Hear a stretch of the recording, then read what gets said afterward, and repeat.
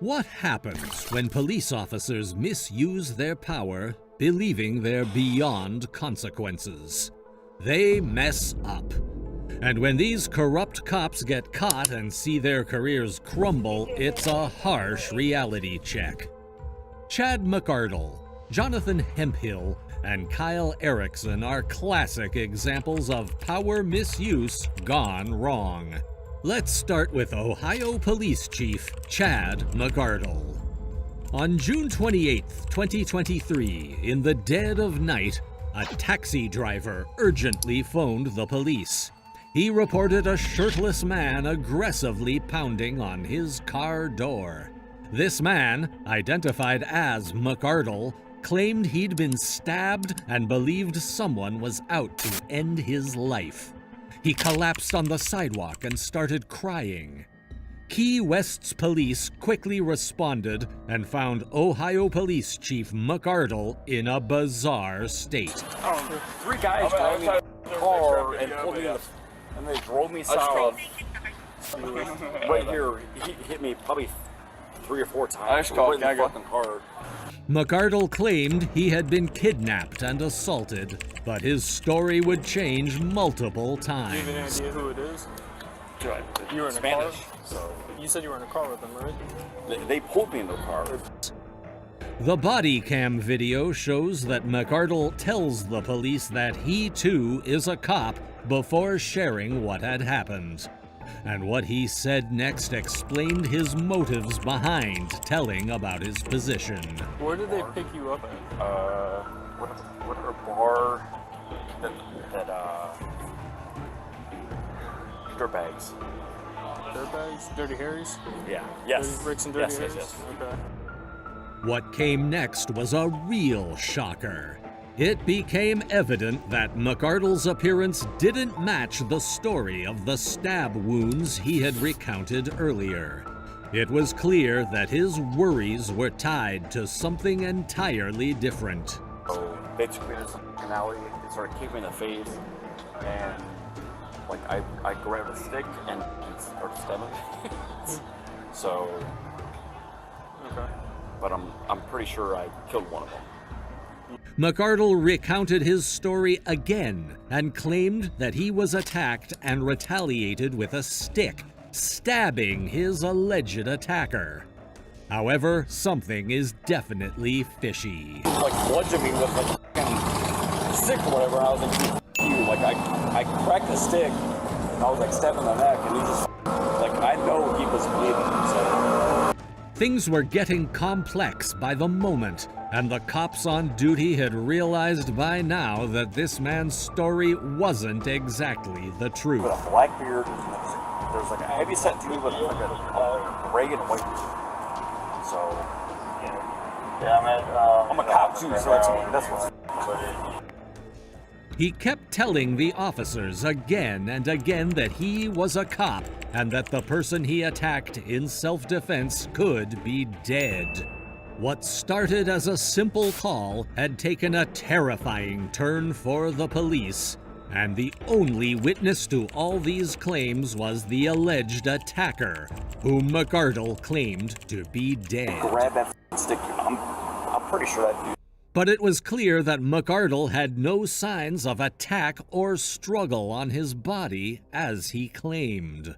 The situation seemed like a dead end for the police until they stumbled upon a man in the alley where all of this happened. And apparently, he was attacked too. What's your name? Joey. Joey, did you hear any commotion going on? Like a fight or something that's broke out? Yeah. The police discovered a weak, old man trying to hide. Unlike Police Chief McArdle, this man was clearly scared and injured. Just hiding from him. You were hiding from him? Yeah. So what did you hear? I was standing right there, You were right here? Okay. and he kicked me in the back. Kicked you? Yeah. The police officer was as surprised as you are. The old guy wasn't anything like the attacker that McArdle had described.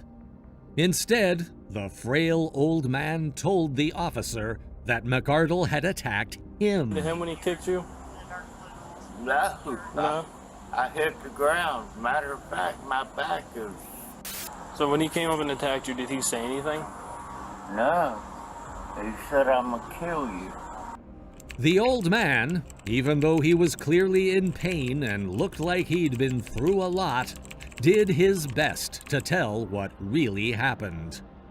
His story made a lot more sense than what McArdle had said, and this was definitely bad news for the Ohio police chief. See him coming, didn't hear him.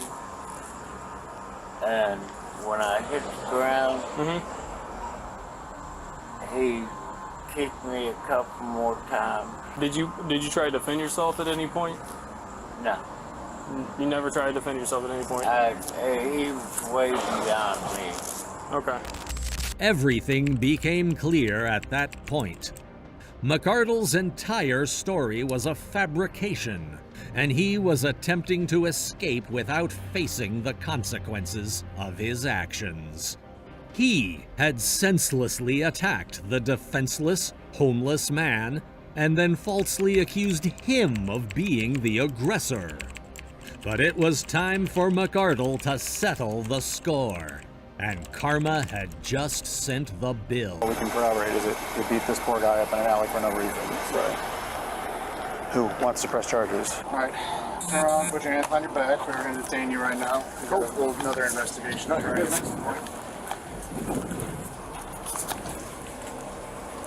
What's funny is that Officer McArdle was still in disbelief at getting caught, because, obviously, he thought he was above the law.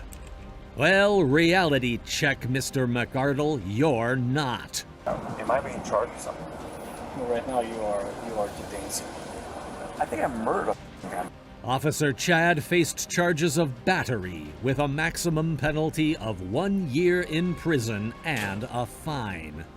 But hey, at least he remained composed during his questioning, unlike Jonathan Hemphill, who went ballistic when he got pulled over for tinted windows. On August 25th, 2022, the police chief of Zebulon got pulled over by officers from Molina, Georgia. They stopped him because his car had dark tinted windows and a number plate that didn't seem legit. The chief must have thought he could flash his way out of trouble and switched the blue lights in his car on, probably trying to get special treatment because he's a cop. But when the officers didn't let him off the hook, the chief went into a frenzy. Say hello, was that illegal? No, sir. The reason why we're stopping you is because it's a window tint violation. It was clear that the officer was fuming because his cop card didn't get him the VIP treatment he expected. His aggression was palpable, but little did anyone know that this was merely the start, and his behavior would grow progressively more erratic with every passing moment. I blinked my blue lights at you to let you know who I was. Yes, sir. Well, we didn't know with it, that's not a government tag. That is a unofficial tag. Okay. That tag's not even on file. The police officers attempted to engage in a calm and rational conversation. But Jonathan's demeanor grew increasingly aggressive with each passing moment. It was almost as if he was disgusted by the idea that two junior cops had dared to stop him. It was quite evident that he had an inflated opinion of himself, and he showed it by attempting to belittle the on-duty police officers, stating that their boss worked for him. Speaking, I'm the police chief in Zebulon. Well, nice to meet you, sir. Matt Pope worked for me. Your chief worked for me. Yes, sir. There's no need to get upset. As if his narcissistic pride wasn't sufficient, he decided to add a touch of misogyny. When the female police officer confronted him about his rudeness, he tried to intimidate her by invading her personal space. I'm talking to you. Why are you being hostile right now? Are y'all gonna write me a ticket? Are you gonna write me a ticket? Sir, we're just trying. I'm the police chief in Zebulon. You wanna write me a ticket? Why are you coming up to me like that? I'm doing my job. But Kudos to the female officer who displayed remarkable composure and confidence.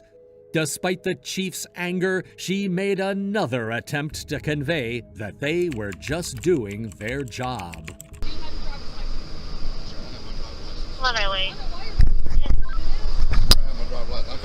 I'm fixing to make it a whole lot more. The officer asked the chief for his driving license, but he felt like it was an insult to his mighty self. And by then it was clear that he was going to make things way more difficult than they should have been. Little did he know that his hostility wouldn't help him and was only making things worse, not for the cops, but for himself. 1111. I'm out here with Illinois.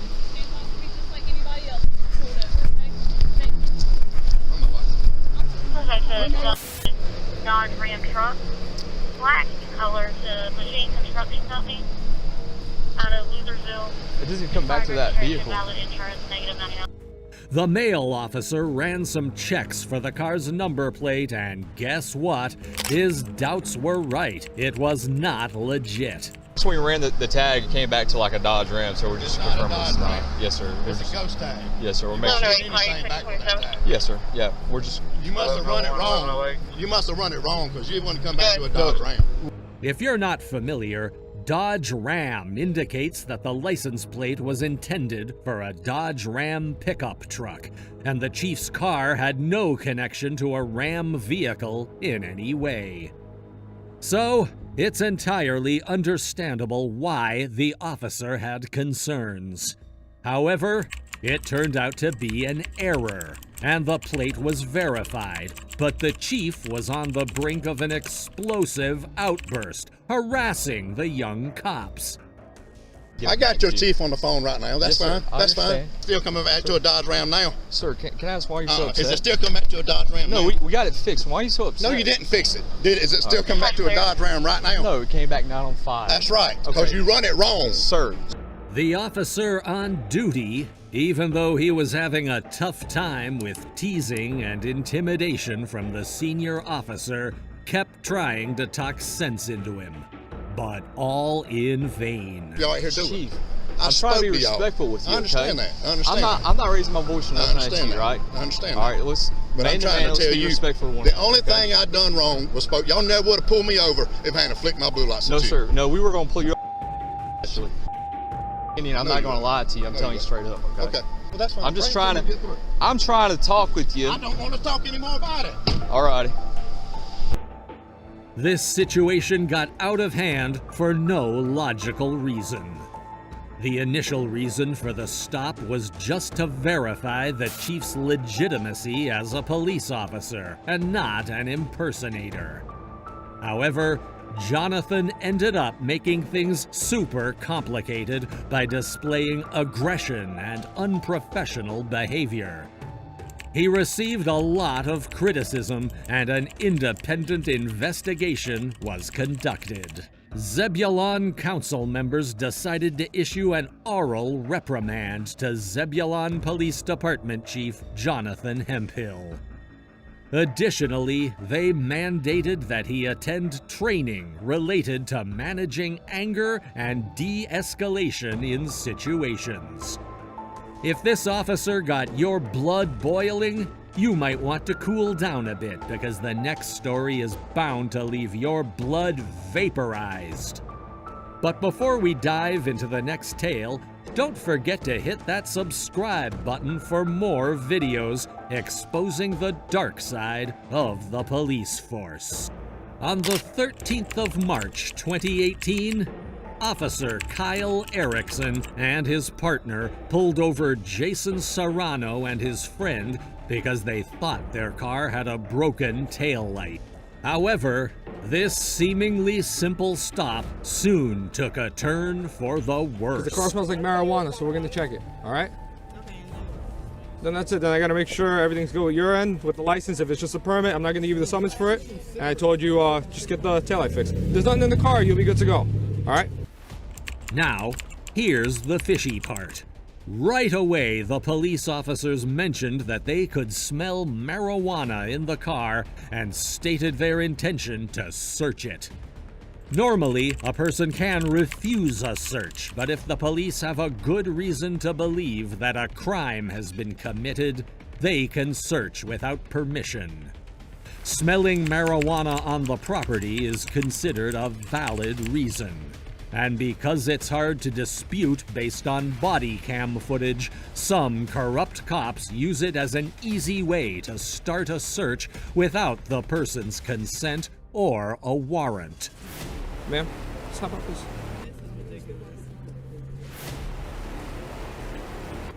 Car, so I need you to hop out. Okay.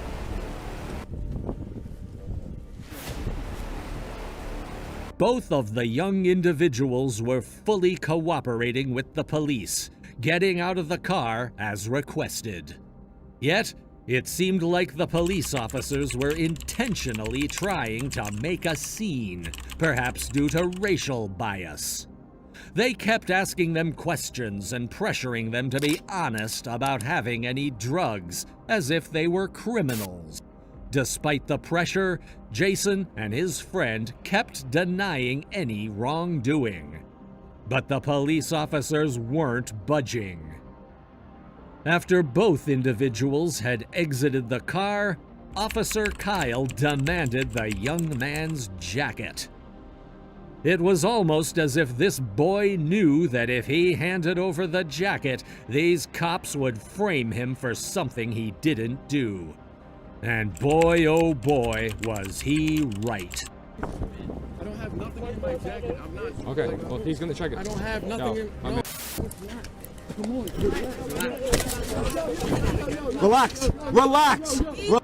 Jason ended up on the ground, handcuffed, and visibly in pain after a forceful takedown. It took nearly 20 minutes for an ambulance to arrive. He was in severe pain, and that's when the reality check kicked in for the officers. They had messed up big time. Huh? Yeah. Put that jacket down right now. Put the jacket down! The body cam footage shows the brutality Jason went through. He was handled like a criminal for no reason, and the cops could get in trouble for that. And this realization quickly drained the color from their faces. Alright, so, let's see what we got. Yeah. The officers knew that they had hurt Jason, and if they searched the car and didn't find anything illegal, it meant they searched without permission and unlawfully detained a civilian with excessive force. In other words, they could be kissing their jobs goodbye pretty soon. However, if they do find something illegal, it could make all their previous actions seem justified. To protect their endangered jobs, they made a dreadful and corrupt decision.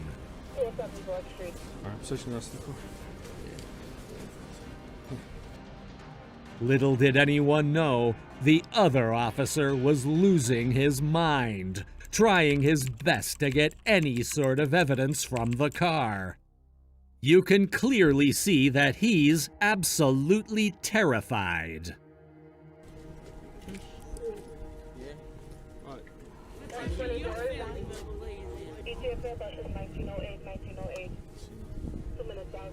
It's alright. Yeah.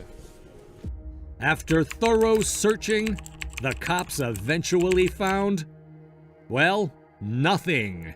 That's when they hatched a plot to frame the innocent people. Cut yourself. Yeah. Yeah, that's probably why he was bugging out, because he had a little weed on him.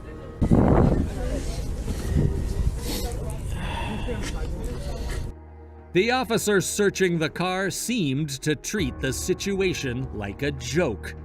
He went against everything that the police stand for and planted fake evidence. Shockingly, he didn't even try to hide it from his own camera. suggesting that he had done this before to others. What's more bizarre is that these corrupt cops looked really happy while falsely accusing an innocent guy. The look on their face showed that they had no remorse, and pinning stuff on innocent people was more like routine work for them. The poor man became a victim of corruption and even got charged for a crime he didn't do. And you know what the sad part is? It wasn't until 2 years later that the truth came out, thanks to Kyle's body cam footage. Jason's charges were finally dropped at that point, but the damage had been done. Unfortunately, this isn't the only instance where corrupt cops have made civilians' lives miserable. There are numerous cases that make people doubt their faith in the police department and the justice system. However, in many cases, corrupt cops are outsmarted by individuals, like in this video over here. Feel free to share your thoughts in the comments, and I'll see you in the next video.